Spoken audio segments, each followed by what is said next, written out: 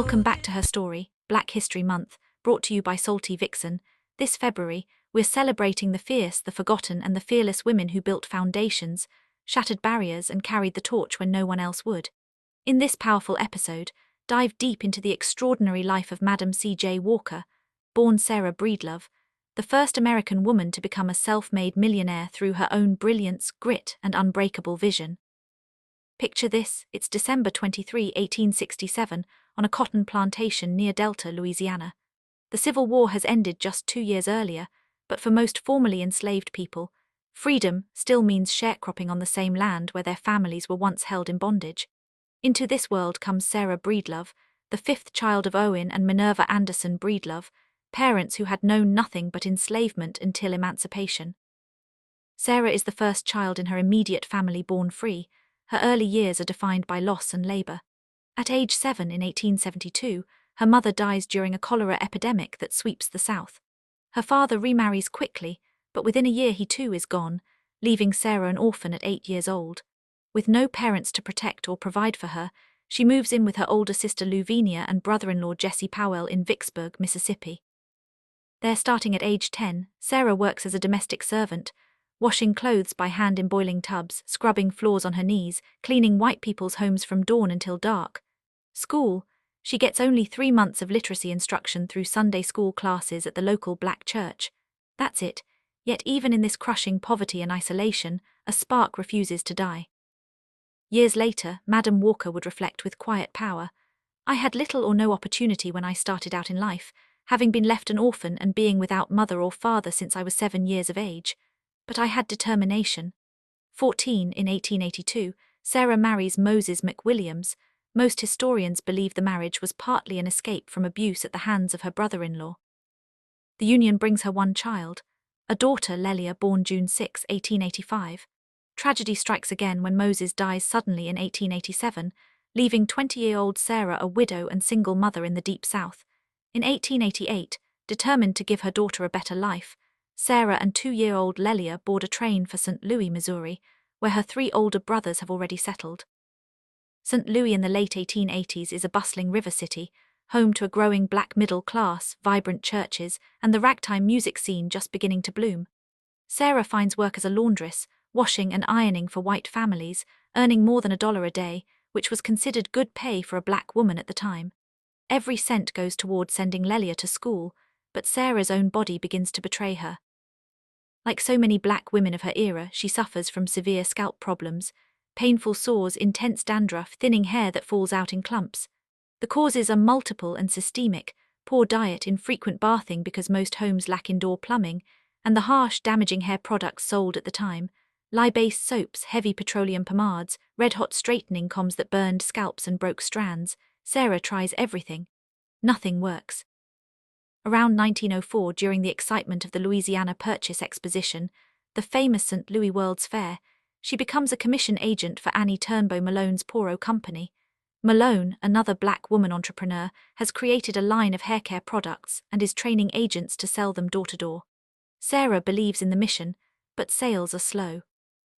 Many white-owned beauty companies ignore black customers entirely, and even some black-owned lines fail to address the specific needs of textured hair and scalp health. Frustrated but undeterred, Sarah begins experimenting on her own scalp. She studies what her brothers, both barbers, know about hair. She prays for guidance. She is deeply religious, a lifelong AME church member.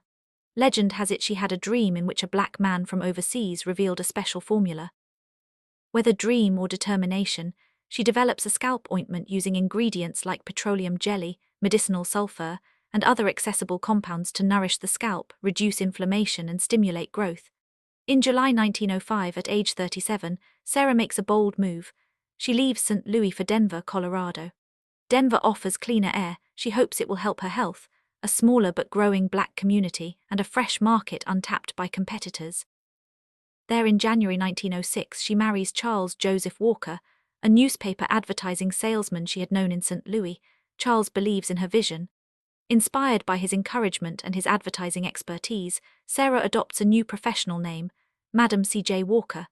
The Madam title, borrowed from French beauty entrepreneurs like Madame Walker's European predecessors, adds an air of elegance and authority. The initials CJ honor her husband. With only $1.25 in savings, Madam C.J. Walker launches her own business in 1906. Madam Walker's Wonderful Hair Grower, a scalp treatment sold alongside a full Walker system that includes shampoo, vegetable shampoo, glossing, and a method of gentle pressing with heated combs rather than scorching irons. Her approach is revolutionary for the time: focus on scalp health first, hair growth second, and beauty as a path to dignity and economic independence. She sells door-to-door, demonstrating the products herself in black women's homes and churches. She teaches proper washing, oiling, and brushing techniques. Word spreads quickly. Women who had suffered for years with thinning hair and painful scalps begin to see results. They tell their friends. Those friends become agents. By 1908, the family relocates to Pittsburgh, Pennsylvania, where Madam Walker opens Lelia College, the first of several beauty training schools named for her daughter. Agents, almost all black women, learn the Walker system and receive starter kits to build their own businesses. They earn commissions, set their own hours, and gain financial autonomy in an era when most black women were confined to domestic work or farm labor. In 1910, Madam Walker moves the headquarters to Indianapolis, Indiana, a central railroad hub ideal for shipping products nationwide. She purchases a large home at 640 Northwest Street and converts part of it into a factory, laboratory, beauty salon, and mail-order office. She hires professionals: black lawyer Freeman B. Ransom as general counsel, chemist Alice Kelly to refine formulas, and later Marjorie Joyner to expand the training program. By 1917, Madam Walker employs nearly 20,000 agents across the United States, Canada, and the Caribbean. These women, hair culturists as she called them, travel city to city, hold home demonstrations, advertise in black newspapers, and build thriving small businesses. Many become the first women in their families to own property or send children to college. Madam Walker herself becomes a national figure. In 1912, she delivers one of the most famous speeches in black business history at the National Negro Business League Convention in Chicago. "I am a woman who came from the cotton fields of the South. From there I was promoted to the washtub. From there I was promoted to the cook kitchen. And from there I promoted myself into the business of manufacturing hair goods and preparations. I have built my own factory on my own ground." The room erupts in applause. Booker T. Washington, sitting in the audience, reportedly nods in respect. By 1913, her daughter Lelia had changed her name, opens a flagship beauty parlor and training school in Harlem, positioning the Walker brand at the heart of the emerging Harlem Renaissance. In 1916, Madam Walker moves to New York City, delegating day-to-day operations in Indianapolis to trusted managers. Her wealth grows dramatically.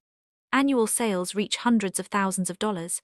She becomes the first American woman, black or white, to earn $1 million entirely through her own enterprise.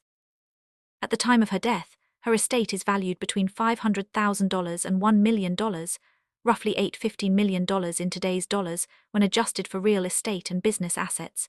She invests in real luxury.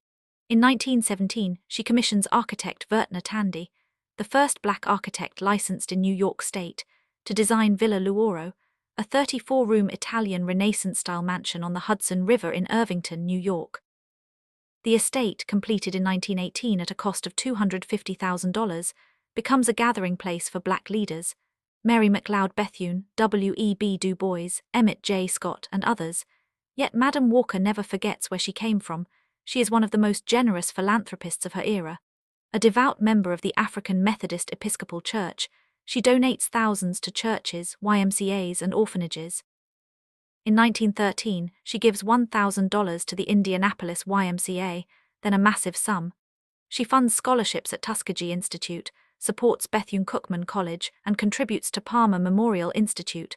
Politically, she is fearless. In 1917, she joins the NAACP's New York Executive Committee. That same year, after the East St. Louis race massacre, she helps organize the NAACP's silent protest parade. More than 8,000 black New Yorkers marched down Fifth Avenue in silence to protest lynching and racial violence.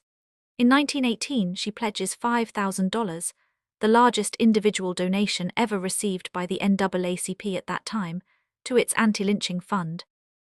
During World War I, she supports the Circle for Negro War Relief and advocates for training black officers. Madam Walker's health, however, begins to fail. Diagnosed with Bright's disease, nephritis, in 1917, she continues working relentlessly. On May 25, 1919, at the age of 51, she dies at Villa Luoro from kidney failure. She is buried at Woodlawn Cemetery in the Bronx. In her will, she directs that 2/3 of future company profits go to charity and educational causes. Alelia Walker takes over leadership until her own death in 1931. Madam C. J. Walker's legacy is monumental. The Madame Walker Theatre Center in Indianapolis, opened in 1927, still stands as a National Historic Landmark and vibrant cultural hub. Villa Luoro is recognized as a national treasure by the National Trust for Historic Preservation. In 1998, the U.S. Postal Service issues a Madam C. J. Walker stamp. She is inducted into the National Women's Hall of Fame, 1993. In 2022, Mattel honors her with a Barbie doll in the Inspiring Women series. Netflix's 2020 miniseries Self-Made, inspired by the life of Madam C. J. Walker, starring Octavia Spencer, brings her story to millions. Alelia Bundles' definitive biography on her own ground, 2001, remains the gold standard source. Perhaps no words capture her spirit better than her own. Don't sit down and wait for the opportunities to come. Get up and make them. I want you to understand that your first duty is to humanity. I never lose an opportunity of saying that. From cotton fields to boardrooms, from washtubs to mansions on the Hudson, Madam C. J. Walker made opportunities, not just for herself, but for tens of thousands of black women who walked taller, earned more, and dreamed bigger because she showed them it was possible. Thank you for joining us on her story, Black History Month. Until next time, keep rising, keep building, keep telling the stories that matter. This is Salty Vixen, signing off.